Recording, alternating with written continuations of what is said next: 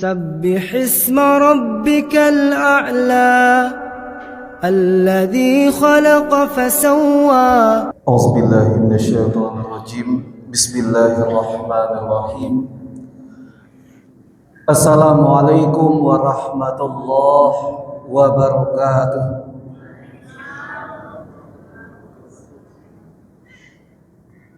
Hamdan wa syukran lillah kama amar. Salatan wa salaman ala Rasulillah sallallahu alaihi wasallam. Alladzi la nabiyya ba'da amma ba'd. Alhamdulillah, salaweh puji saleba syukur dipulangkan kepada Allah Rabb semesta alam. Sabarasiah salawat sajaniah salam dipulangkan kepada baginda Nabi besar Muhammad, Rasul junjungan alam. Hormat ambo kepada para angku-angku, apa-apa ninik mama nan gadang basa batuah, gadang babingkah tanah basa babingkah awa, batuah lah ranah Minang. Para alim ulama cadia pandai, suluah bendang dalam nagari, nan malam rintangan kitab siang tagak bapituah, aya suci tapian janiah tampai minum orang banyak. Dan seterusnya kepada para pemuda, remaja, harapan agama dan bangsa, nan capek kaki ringan tangan, capek kaki ndak panaruang ringan tangan ndak pamacah. Dan ibu-ibu di belakang, bundu kanduang limpapeh rumah nan gadang, cahayo rumah salendang dunia, sumaraklah ranah Minangkabau. Dan terkhusus kepada Bapak Ibu pengurus masjid, seluruh jamaah, para perantau, nan di Minangkabau diibaratkan dengan ibarat batang baringin gadang di tengah kutu, nan baurek sabana tunggang bapucuak sabana bule, urek tunggang cukam kabumi pucuak bule cewang kalangi. Badahan cupak je gantang barantiang barih jo balabeh babungu rimbun de adat babuah kato nan bana.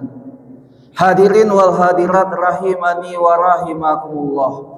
Pada malam hari kini masih di awal-awal bulan Syawal, mari sama-sama kita cuba maingi-ingian nan talupo manjago-jagokan nan takalo.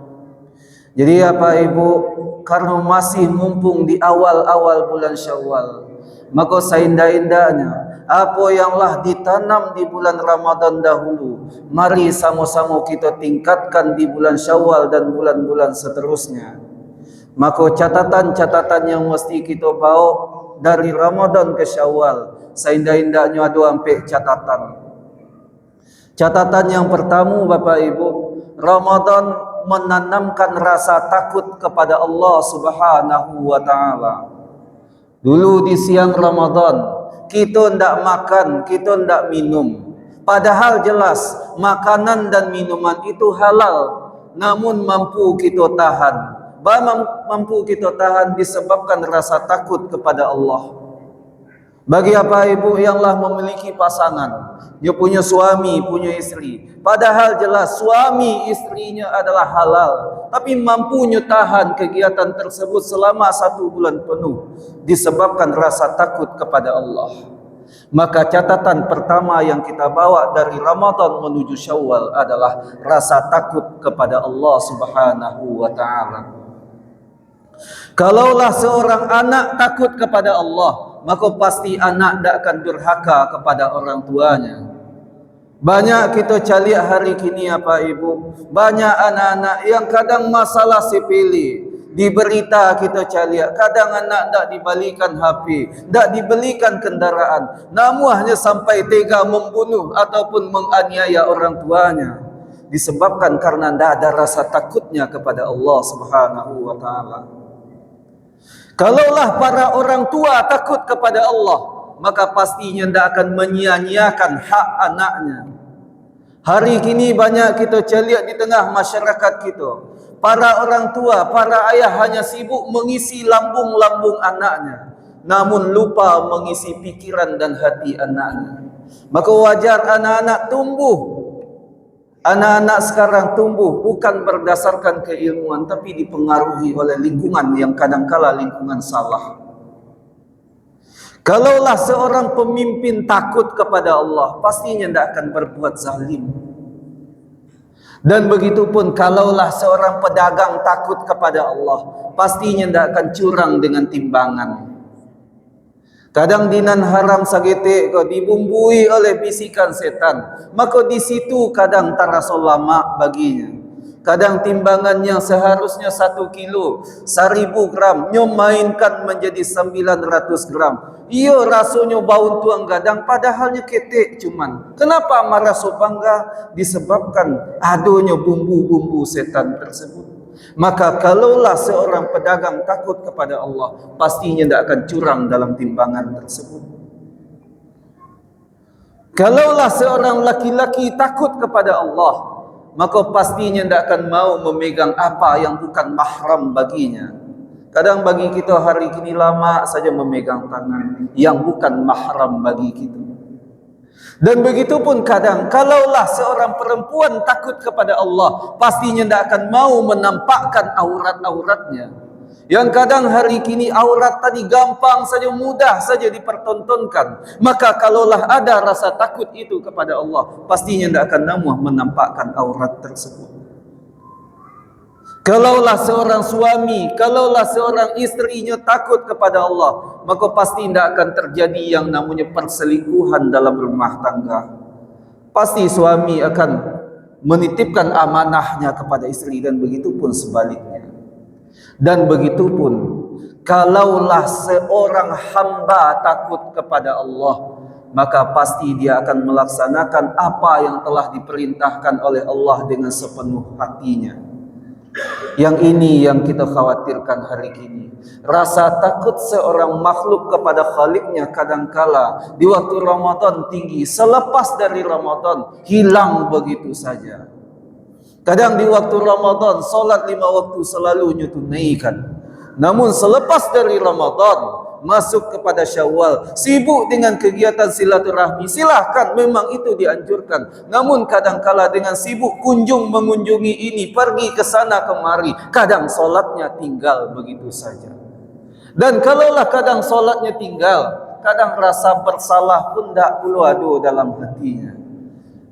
Maka kalaulah solatnya tinggalkan, tidak perlu ada rasa bersalah di hati, maka ibarat kakalam dunia kita. Maka kalaulah seorang hamba tadi takutnya kepada Allah, maka pastinya tidak akan menyia-nyiakan hak ataupun yang sudah disyariatkan oleh Allah kepada hambanya tersebut. Dan pastinya akan memberikan ibadah, mempersembahkan ibadah yang terbaik kepada Allah. Kenapa? Kadangkala bagi kita Pak Ibu, mempersembahkan ibadah kadangkala hanya sebatas melepas dari sebuah kewajiban yang telah Allah syariatkan kepada kita. Kadangkala kita mempersembahkan ibadah hanya sebatas ikulah selesailah. Namun yang diminta oleh Rasulullah tatkala mendirikan sebuah ibadah, idza qumta ila shalah fasalli salatan muwaddi'.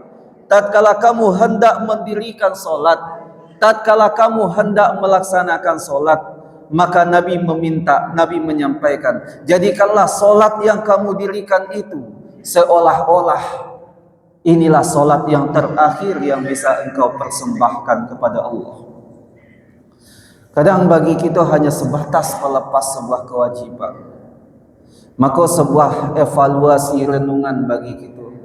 Mau sampai kapan kita mendirikan sebuah ibadah, kita sendiri tidak mengerti dengan ibadah yang dilakukan. Mau sampai kapan kita mendirikan solat sementara masih juga terjadi kesalahan-kesalahan dalam solat yang kita dirikan tersebut. Masih terjadi juga kesalahan dari segi bacaan ataupun gerakan dalam solat yang kita laksanakan tersebut. Maka mulailah dari saat ini ya Pak Ibu, di Syawal, di peningkatan ini kita tingkatkan kualitas ibadah kita. Ambo dahulu di waktu Ramadan patang, di waktu iktikaf, ada seorang jamaah yang meminta, Ustaz, ambo ingin bana memperhatikan meningkatkan kualitas ibadah. Salah satunya ibadah solat ambo Ustaz. Jadi Pak, lantas ba'a kata, tolong cie Ustaz, tolong dangakan, tolong simakkan cie Ustaz bacaan solat ambo Ustaz. Maka ambo jawab, jadi Pak, ambo dangakan, ambo simakkan. Maka lantas dimulailah oleh apa tersebut dari awal takbiratul ihram, Allahu Akbar. Pas doa iftitah yang dibaca oleh apa tersebut di waktu itu adalah Allahu Akbar kabira walhamdulillahi katsira. Kadang seiring dengan perjalanan usia, kadang yang seringkali timbul kerancuan, kekeliruan dari segi hafalan. Maka pas di waktu itu apa tersebut batamunya di lafaz hanifah muslimah wa ma'ana minal, yang kadangkala yang seharusnya dibaca musyrikin dibaca oleh apa tersebut muslimin. Tiba di lafaz la syarika lahu wa bidzalika umirtu wa ana minal, yang seharusnya muslimin dibaca oleh apa tersebut musyrikin. Akhirnya fatal jadinya. Salah baca, salah arti, salah makna. Salah makna, salah tujuan. Kalaulah salah tujuan, maka wajar kadangkala solat yang kita dirikan tidak mengenaknya di hati. Maka singkir cerita sampailah Pak tadi di bagian akhir. Di bagian akhir kita mengenal dengan adanya yang namanya duduk tahiyat. Betul, tidak ada yang salah dengan penamaan yang demikian. Namun dek kita menyebutnya dengan duduk tahiyat, kadangkala bacaan tahiyat kita bawa lalu saja, kita bawa lurus saja. Maka dibacalah oleh apa di waktu tersebut pas dibacaan tahiyatnya, at-tahiyatul mubarakatus salawatut thayyibatu lillah. Nyo baca atah ko, nyo bau atah ko dalam solat, yang seharusnya atah ko biasanya di mabuk, di barih, nyo bau dalam solat. Maka wajar kadangkala lah ribuan kali nyo ruku, lah ribuan kali nyo sujud, balu nyo mengena di hati lain. Barangkali terjadi yang demikian, kekeliruan yang seperti itu. Maka ndak bagi kita kok ada buku tuntunan solat ataupun ada guru-guru alim ulama, mari kita minta beliau mendangakan. Mana tahu terjadi kekeliruan yang seperti itu. Tujuannya apa? Supaya kita bisa mempersembahkan ibadah yang terbaik, bukan ibadah yang asal-asalan. Maka kalaulah seorang hamba itu takut kepada Allah, maka pastinya akan mempersembahkan ibadah yang terbaik kepada Allah.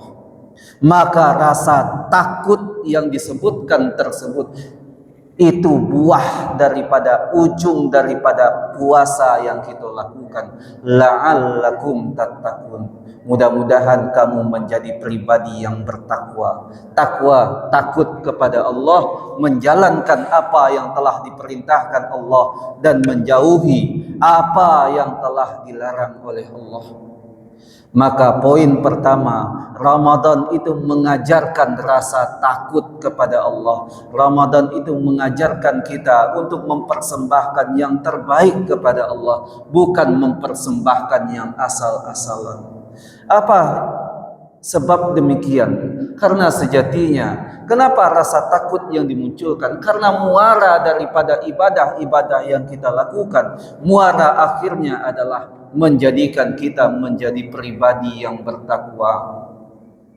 Kalaulah apa ibu baca surah Al-Baqarah 183, ujungnya la'allakum tattaqun.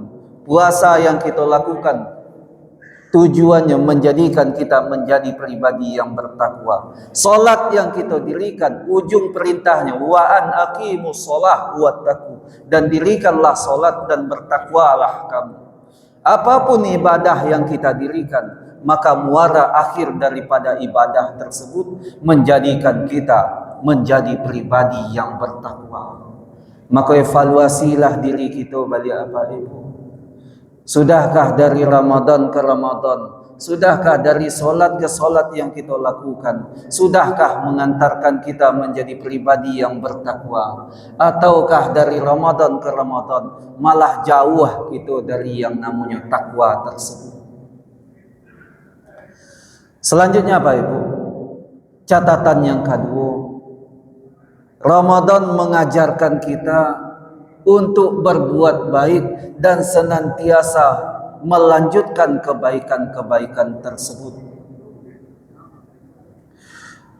Dulu di waktu Ramadan kita dibina, dididik untuk selalu mampu berjamaah 5 waktu, bahkan ditambah dengan mendirikan salat tarawih dan witir secara berjamaah. Dan di ujung-ujung Ramadan ada iktikaf, kita dirikan pula dengan salat sunnah di malam harinya. Maka kegiatan berjamaah di waktu Ramadan jangan sampai masuk bulan Syawal hilang begitu saja. Mari sama-sama kita tingkatkan yang demikian. Di waktu Ramadan kita mampu membaca Al-Quran hingga mengkhatamkan. Bahkan bagi sebagian kita Ibu punya target, ambo kali kini ya Ustaz mesti 2 kali khatam, ambo di bulan Ramadan kali kini Ustaz mesti 3 kali khatam. Bahkan punya target-target kita mengkhatamkan Al-Quran di waktu Ramadan. Maka mestinya kegiatan demikian di Syawal sampai bulan-bulan selanjutnya, kegiatan membaca dan mengkhatamkan Al-Quran jangan sampai kita tinggalkan. Dulu di waktu Ramadan kita mampu untuk mendirikan qiyamul lail, salat tarawih dan witir. Maka jangan sampai sehabis dari Ramadan kegiatan tersebut putus begitu saja. Dulu di waktu Ramadan, sebagian di antara kita mampunya menjadi donatur di beberapa masjid musola, mampunya memberikan sedekah-sedekah yang terbaik. Maka jangan sampai sehabis dari Ramadan kegiatan tersebut habis begitu saja. Maka catatan pentingnya adalah hidupkan terus kebaikan-kebaikan itu, jangan sampai habis kebaikan hanya sampai di waktu Ramadan. Sebab apa? Setelah Ramadan ada Syawal. Syawal maknanya adalah peningkatan. Jangan sampai ketika Ramadan masuk ke Syawal malah penurunan. Kok dapat peningkatan terus? Peningkatannya bukan dari segi hal-hal yang umum saja. Kok dapat kita tingkatkan ibadah, kebaikan-kebaikan yang bisa kita kerjakan. Dan kadangkala bagi kita hari ini, Ustaz kami ingin meningkatkan kebaikan-kebaikan kami. Lantas cara bagi kami meningkatkan kebaikan. Kadang bagi kita Ibu, suko bana kadang membanding-bandingkan kebaikan-kebaikan yang kita lakukan. Ambo acok bana mandanga yang mudikan. Ustaz iko gadang pahalunya Ustaz. Iko ketek pahalunya. Nyo banding-bandingkan pahalu sebuah amalan tersebut. Maka Nabi menyampaikan, la tahkiranna minal ma'rufi syai'an. Jangan sesekali dianggap remeh kebaikan itu, walaupun kebaikan tadi ketek nilainya. Bahkan Nabi pun mencontohkan, walau antufligha min dalwik fi ina'il mustashki, sekalipun kebaikan itu hanya sebatas kamu menuangkan air ke dalam gelas orang yang akan meminumnya. Bahkan Nabi mencontohkan, walau antalqa akhaka wajhuka munbasit, sekalipun kebaikan itu hanya sebatas kamu tersenyum menyambut dengan ramah kepada saudaramu, maka Nabi mewanti-wanti, la tahkiranna minal ma'rufi syai'an. Jangan sesekali dianggap remeh kebaikan itu, walaupun kebaikan tadi ketek nilainya. Mana tahu kebaikan yang ketek disebabkan keikhlasan yang luar biasa. Itulah yang nantinya menjadi jalan wasilah bagi kita Ibu untuk masuk menuju dalam jannahnya Allah. Maka catatan yang kedua adalah Ramadan mengajarkan kita untuk senantiasa menjadi pribadi yang baik dan senantiasa menebarkan kebaikan-kebaikan itu sendiri. Apa sebab? Alladzi khalaqal mauta wal hayah liyabluwakum ayyukum ahsanu amala. Sejatinya Allah itu menciptakan kematian dan kehidupan. Tujuannya adalah untuk melihat siapa yang paling baik amalannya. Maka catatannya, jadilah kita pribadi yang baik, yang senantiasa menebarkan kebaikan. Karena Allah itu maha baik dan cinta akan hamba-hambanya yang gemar berbuat dan menebarkan kebaikan. Selanjutnya apa Ibu? Catatan yang ketiga, Ramadan mengajarkan kita untuk menyiapkan generasi yang memiliki ilmu agama yang baik. Bagi kita sebagai seorang ayah, tentu generasinya adalah anak. Nenek mama tentu kemanakannya. Mari sama-sama disiapkan generasi yang soleh dan soleha, yang pahamnya akan ilmu agama. Kenapa? Karena tantangan-tantangan yang dihadapi oleh generasi muda kita hari ini sungguh sangat luar biasa tantangannya. Baikkah tantangan dari segi pendidikan, ataupun tantangan dari segi pergaulan, ataupun tantangan dari segi kemajuan teknologi, sungguh sangat luar biasa. Maka itu yang perlu kita bina. Di Ramadan kita mengajak anak kemanakan kita, mari sama-sama kita hadiri kegiatan. Diadakan pengajian setiap malam sama setiap subuh. Bahkan di beberapa masjid dan musola ada kegiatan, baikkah namanya pesantren kilat ataupun pesantren Ramadan ataupun yang sejenis dengan itu. Yang tujuannya apa? Supaya anak kemanakan kita pahamnya dengan ilmu agama, supaya bekal baginya hidupnya. Kalaunya jadi dokter yang pahamnya dengan agama. Kalaunya jadi hakim yang pahamnya dengan ilmu agama. Tujuannya apa? Ada ilmu agama di batinnya. Namun yang terjadi apa? Generasi muda hari ini seakan-akan jauh dari nilai-nilai agama. Mangko jauh. Kadangkala masalah ringan yang kita jumpai apa Ibu? Kenakalan-kenakalan yang terjadi. Contoh kenakalan tawuran, judi online. Banyak kenakalan-kenakalan disebabkan apa? Kurangnya ilmu agama. Maka mari sama-sama kita fungsikan fungsi kita basamu balik. Fungsi basamunya tertuang dalam pituah yang disampaikan oleh orang tua kita dahulu. Bunyinya, kalau paku kacang balimbiang, tampu ruang lenggang lenggokkan. Anak di pangku kamanakan dibimbiang, orang kampung dipatenggangkan. Yang hilang hari kini bagi kita seakan-akan soleh kita hari kini adalah soleh pribadi. Kadangkala yang terjadi apa? Orang tuanya sibuk dengan ibadah, anaknya pacarannya diamkannya, abaikan begitu saja. Nenek mamanya seorang yang baik, yang soleh, tapi kemanakannya tawuran, zina dan sebagainya, nyo abaikan begitu saja. Soleh hari kini soleh pribadi.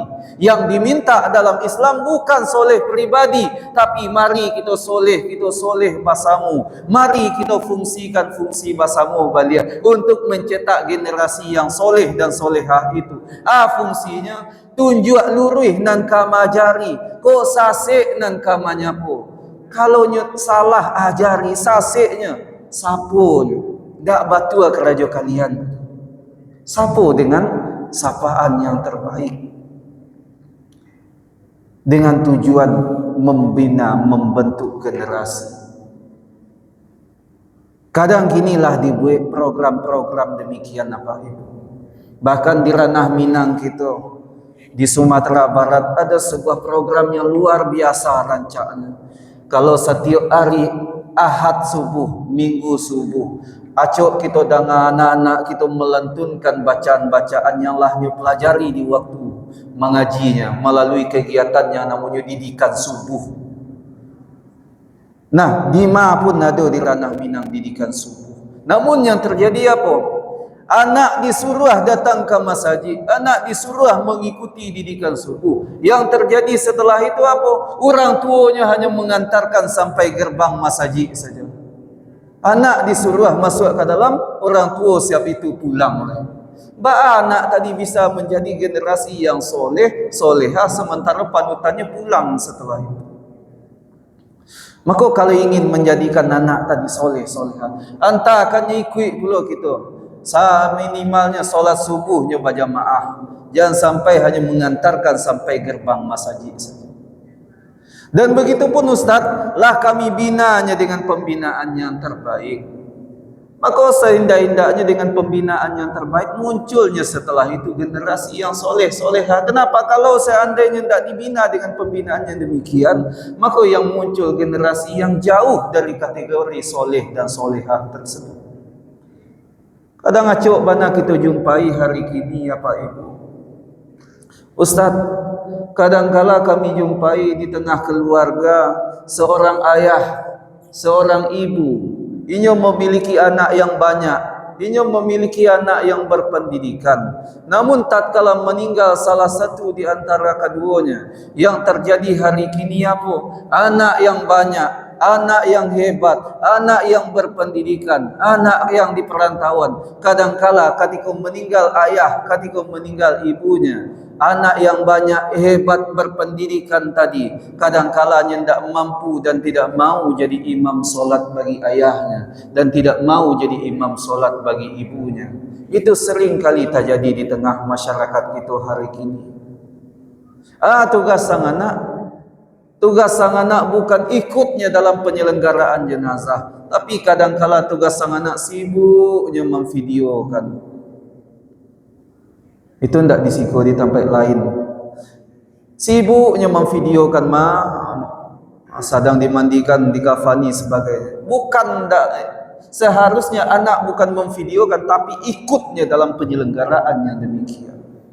Maka bagi kita apa Ibu, dapat kita wasiatkan kepada anak kita.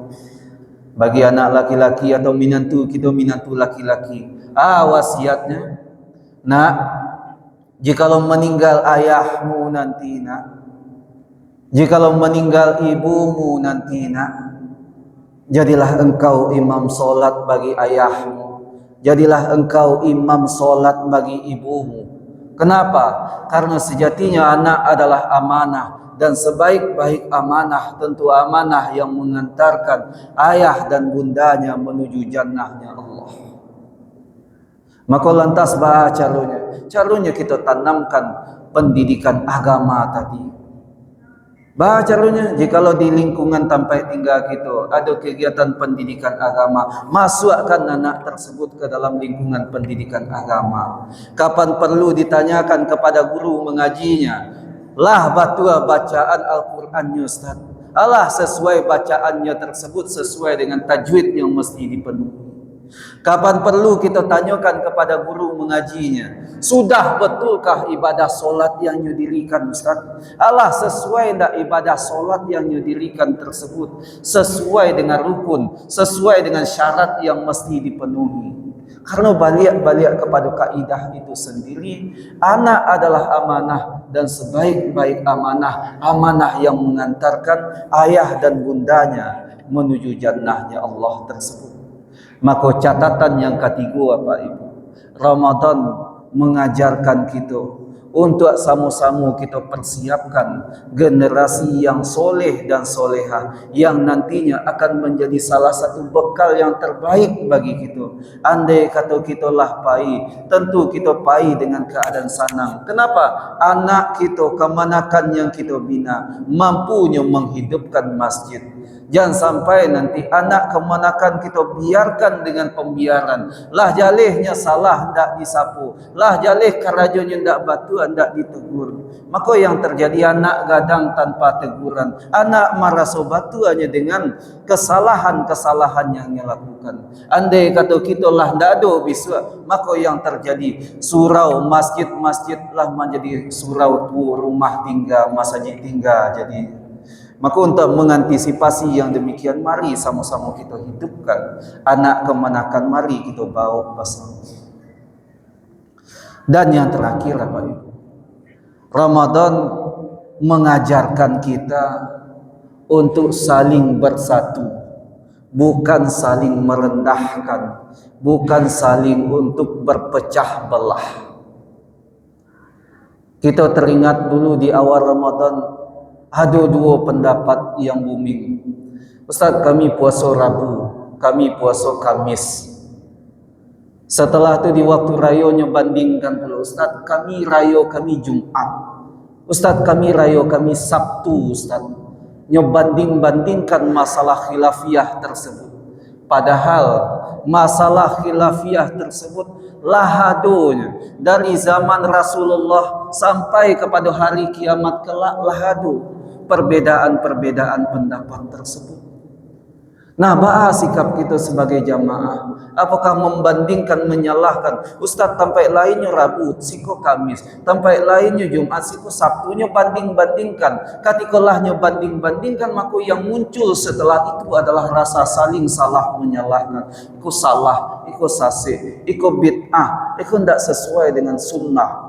Maka itu yang muncul. Kita merasa batua sendiri, merasa benar sendiri, orang lain salah. Padahal yang diminta bukan saling salah menyalahkan. Andai kata tak jadi perbedaan, maka tugas kita sebagai jamaah apa? Sami'na wa ta'na. Kita dengar, kita ikuti apa yang lah diputuskan oleh ulama setempat kita. Di situ ada ulama, guru-guru, alim ulama kita. Yang lah diputuskan, mari sama-sama kita sami'na wa ta'na. Andai kata tak jadi juga perbedaan-perbedaan yang demikian, kita baliakkan falsafahnya, kok patah batang silasia tibarau rabah-rabahkan, kok sapatah kajian bahasa Lisia, usah surau nan ditinggalkan. Dan begitu pun kadang hari kini bagi kita apa itu, saling salah menyalahkan pun kadang dalam ibadah pun muncul. Di mana munculnya? Ambo pernah menjumpai model iyo batu jamaah kunya lah berjamaah lah aktif. Tapi yang terjadi apa? Kadangkala ada satu waktu, kadangkala muncul kelupaan bagi seorang imam. Maka ketika terlupa langsungnya saling menyalahkan. Maka satu waktu ambo menjumpai di waktu itu, waktu solat ambo dari Bukit Tinggi menuju ke Padang, singgah sawanta di Padang Panjang. Maka di waktu itu solat asar berjamaah. Allahu Akbar. Pas Pak Imamnya berusia 65 menuju 70 tahunan. Maka yang muncul di waktu itu adalah lupa. Dan ditambah jadi imam pun dah ringan, barik, lupa, tekanan dan sebagainya. Yang mestinya solat asar tadi sampai rakaat, tabuiklah 3. Pak Imam yakin di rakaat ketiga kelah cukup sampai, padahal masih 3. Maka dek Pak Imam yakin Allahu Akbar, langsung Pak Imam duduk tasyahud akhir. Nah, jamaah apa-apa yang tahu subhanallah, subhanallah, betul subhanallah, betul. Dek ibu tak dengar subhanallah, berlaku hukum fikih selanjutnya tapuak punggung tangan, bukan napuak rangi. Makanya tapuak punggung tangan, betul. Namun dia ada jamaah yang kreatif Bapak Ibu. Ayahnya sampaikanlah 5 kali subhanallah, subhanallah, subhanallah. Ndak aja tak dengar, makanya sorakkan. Dia ingin membantu, tapi nya bantu bukan dengan bahasa yang dianjurkan, tapi nya sorakkan dengan bahasa awak. Dia lah 5 kali subhanallah, nya sampaikan dia jamaah nan di tengah di belakang. Ayahnya sampaikan, Pak Imam 3 baru. Apakah mengingatkan dengan bahasa awak? Tidak, dengan bahasa yang sudah ditentukan. Nah, pas di waktu itu, ibu-ibu kok tidak terdengar. Pak Imam lah yakin 3, padahalnya Pak Imam lah yakin sampai, padahal masih 3. Subhanallah yang disampaikan oleh apa-apa kan tidak perlu karih terdengar sampai ke belakang. Ibu kok sadarnya Allahu Akbar kok untuk tagak. Allahu Akbar menuju rakaat kampe, padahal Pak Imam Allahu Akbarnya duduk menuju tasyahud akhir. Dek disebabkan lupa, Pak Imam lah yakin nyampe padahal masih 3. Maka Pak Imam Allahu Akbar duduk tasyahud akhir, ibu-ibu di belakang Allahu Akbarnya yakin ikut menuju rakaat nan kampe. Bagaimana kau yakin? Karena memang kita patokannya kepada takbir. Tak mungkin ibu yang di belakang setiap pindah gerakannya buka tirai yang warna krem ke. Ibu tak nampak kalau Pak Imam duduk. Maka pas di waktu itu Pak Imam duduk tasyahud akhir, ibu yang di belakang kau tagak sadun, tagak di rakaat nan kampe. Yang ditunggu oleh ibu-ibu nan di belakang kau bukan yang ditunggu adalah lafaz Allahu Akbar, tapi yang berbunyi bukan lafaz Allahu Akbar. Yang berbunyi adalah lafaz Assalamualaikum warahmatullahi. Assalamualaikum warahmatullahi. Maka di situ kacau kadang bagi ibu-ibu kalau tidak faham dengan ilmu agama. Baham engkau kacau. Ada ibu-ibu yang sambil Assalamualaikum warahmatullahi, nyobuik pula salam ke sambil tagak. Nyobuik ngode solat jenazah. Assalamualaikum warahmatullahi. Assalamualaikum warahmatullahi. Ada yang cilai dari tagaknya langsung kepada duduk tasyahud akhir. Ikut nya salam bahasa imam. Bara rukun solat yang nya tinggalkan. Padahal meninggalkan cik rukun solat saja batal. Ada ibu yang cik lainnya batalkan solat yang didirikan. Padahal solusi dalam masalah fikih ibadah tu ada. Tu bukan saling salah menyalahkan, bukan saling hujat menghujat. Andai kata talupo seperti yang disampaikan di awal, ada namu kaidahnya boleh bagi jamaah. Tadi mufarakah, bolehnya memisahkan diri dari berjamaah. Maksud memisahkan diri dari berjamaah, apakah mesti mundurnya ke belakang? Tidak, tetap di safnya tersebut, tapi dengan catatan pas Pak Imam lah menyebut Assalamualaikum warahmatullahi, Assalamualaikum warahmatullahi, maka ibu yang di belakang lanjutkan Allahu Akbar untuk ruku, Sami Allahu liman hamidah, tidak sujud, selesaikan solatnya secara sendiri. Apakah putus jamaahnya? Secara zahir putus, namun secara fadilah 27 derajat tetapnya mendapatkan fadilah dari berjamaah itu sendiri.